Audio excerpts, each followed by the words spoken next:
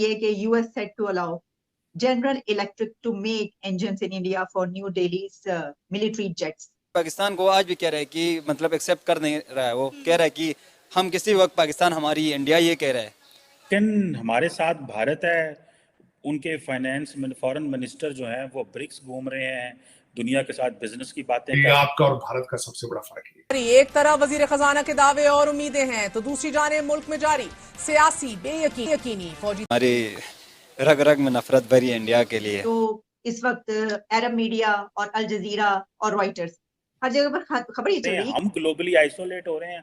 हमें आईएमएफ ने जवाब दे दिया, ये जो तमाम सिस्टम है ये कोलैप्स हो गया। ये जोड़ तोड़ नहीं है भाई, ये तोड़ फोड़। देखा जाए तो अमेरिका जो है वो तो they are on the lap of India right now. वो यहाँ पे भी पाकिस्तान के खिलाफ प्रोपेगेंडे करते रहते हैं, इस वजह से भी इंडिया पे कभी ऐसा हो ही नहीं कि नफरत ही नफरत है इंडिया से। दुनिया बड़ी कंसर्न्ड है, लेकिन पाकिस्तान ने 22 बार झूठ बोला आईएमएफ से, इस बार कोरोना पकड़ लिया। तो बेनिफिशियरी भारत है, जिससे पब्लिक को और थोड़ा निचोड़ के उनका तेल निकाला जाएगा। अब भारत की मर्जी होगी, वो उनको इजाजत देंगे तो आपको देंगे, वरना वो नहीं देंगे। अगर तुम्हें पैसे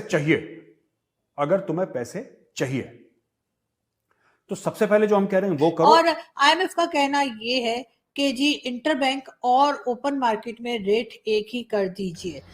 हमारे YouTube चैनल हिंदुस्तानी हाइट्स में आपका स्वागत है दोस्तों।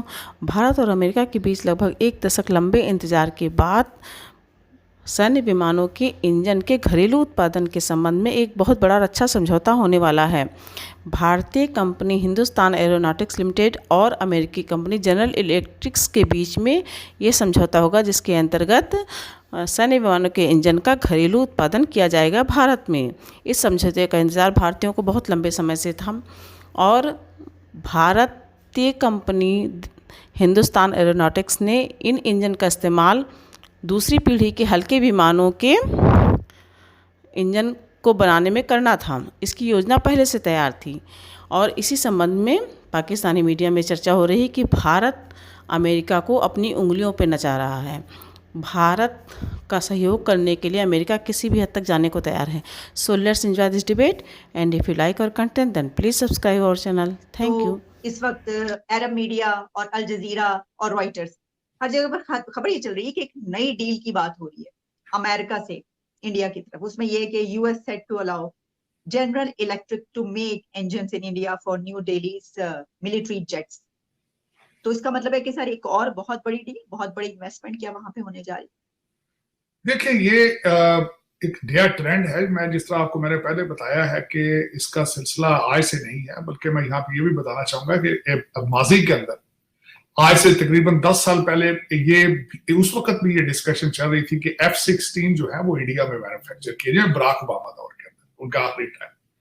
और आज तो फिर देखा जाए तो अमेरिका जो है वो तो they are on the lap of India right now. वो तो जिस तरीके से अगर दौरा देखा जाए, जो पिछला दौरा था मोदी साहब का, starting from Japan to Pacific और उसके बाद ऑस्ट्रेलिया, तो पैसिफिक खासकर यहाँ पे ये भी बताना चाहूंगा कि आज जब हम ये बात कर रहे हैं इस वक्त जापान, फिलीपींस और US they are doing the exercise in South Asian sea right now. और उसके बाद जो कल परसों जो वाकया हुआ है, जो एक अमेरिकन एयरप्लेन जा रहा था और उसके सामने से चाइनीज जो गुजरा हथियारा जिस तरीके से उन्होंने मनोवर किया है, उसकी वेव जो है वो यहाँ तक वॉशिंगटन डीसी तक उसकी आई है। टोनी बिल्किन साहब को ने उस पर अपनी रिजर्वेशन का इजहार किया है। ऑस्टिन लॉयड जो है इस वक्त वो हमारे एशिया के दौरे पर है हांगकांग पे और रिक्वेस्ट कर रहे हैं मुसलसल चाइनीज से मिलने के लिए और वो रिफ्यूज कर रहे हैं मिलने से। और उन्होंने कहा कि आर्मीज के दरमियान डायलॉग बहुत जरूरी है। लेकिन इन सारे सर्कमस्टांसेस में बताया जाए तो बेनिफिशियरी भारत है। जो सफर उनका लिया जाए इंडियन इंस्टीट्यूट ऑफ टेक्नोलॉजी से और फिर उसके बेनिफिशियरी यहाँ पे उनके जो सीईओज हैं हमारे, फिर उसके बाद चाइना अमेरिका की दुश्मनी और उसके बाद अमेरिका की सैंक्शंस टुवर्ड्स चाइना और वहां से अपने चाइना से उस पर डिपेंडेंसी को खत्म करने के लिए हर जो मैन्युफैक्चरिंग चीज है, आइडिया है, उसको वहां से उठा के चाइना से भारत में ले जाया जाए। यहाँ पे आईएमएफ की एक रिपोर्ट देखी जो surprise, I was very surprise. उसमें उन्होंने बताया है कि अमेरिका की इकॉनमी इस वक्त जो है 1.9% पे है, यूरोजोन की 0.8 पर है, रशिया की 0.7 पर है, और उसके बाद चाइना की 5.2% पर है और भारत की 5.9%। तो ग्रोथ उनकी ये उनकी प्रोजेक्शन है फॉर द 2023, और 2022 में भारत की जो इकॉनमी थी 6.1 थी। तो अगर अब ये सारी चीजें देखें आप, और सारा फिर उनका अभी मैंने पूरी रिपोर्ट मैंने पढ़ी है IMF की कि इसकी वजह क्या है। उनकी एग्रीकल्चर है, नॉर्मल मॉनसून है, उनकी प्रोडक्शन है, उनकी सर्विसेज बेस्ड इकोनॉमी, फिर उनकी एक्सपोर्ट्स हैं। ये सारी चीज देखें तो इस वक्त लग रहा है कि इस वक्त ग्रोथ सिर्फ है तो यह चाइना में या भारत में है। जो यहाँ पे अमेरिका में लोग कहते थे आज से 5-6 साल पहले कि sun is rising from the east, मैं समझता हूँ उसका बेहतरीन उसके वो सम्राट नजर आने शुरू हो चुके हैं कि वाकई sun is rising from the east, from China and India. I am surprise. और उसमें खासकर आपने भी काफी कोशिश की, लेकिन आप ऑर्गेनाइज नहीं है, चैनलाइज नहीं है, आप नेशनलिस्ट नहीं है, आपके बच्चे अब करप्शन में आप इस तरीके से डूबे हुए हैं कि वो ऑब्जेक्टिव हासिल नहीं कर सके।